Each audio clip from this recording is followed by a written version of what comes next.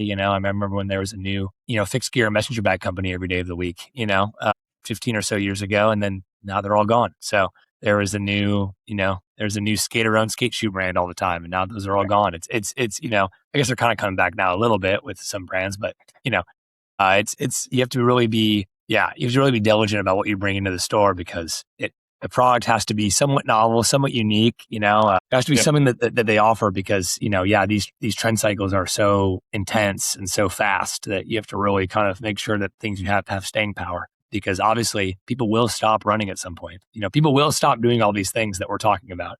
Yeah. And, I mean, hey, will they stop running? Because I think that, it's. I mean, to your point, I think like obviously you have the original running booms in the 60s or whatever. And then, running never really went away after that, obviously.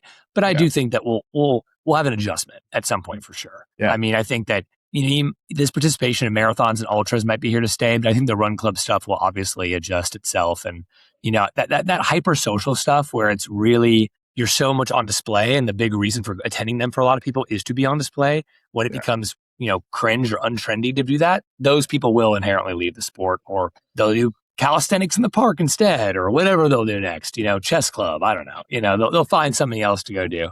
But yes, of course, running's popularity will never recede. It'll grow, but I think we will get an adjustment, a correction, because it's happened with cycling, which is a sport that I was really involved in when I was younger. It's happened with cycling a bunch of times. You had the post-fixie boom, you have every bike boom, and it does adjust. It really is, it definitely has a dramatic swings in either direction. So running's obviously an easier sport to participate in financially, but I still expect something similar to happen.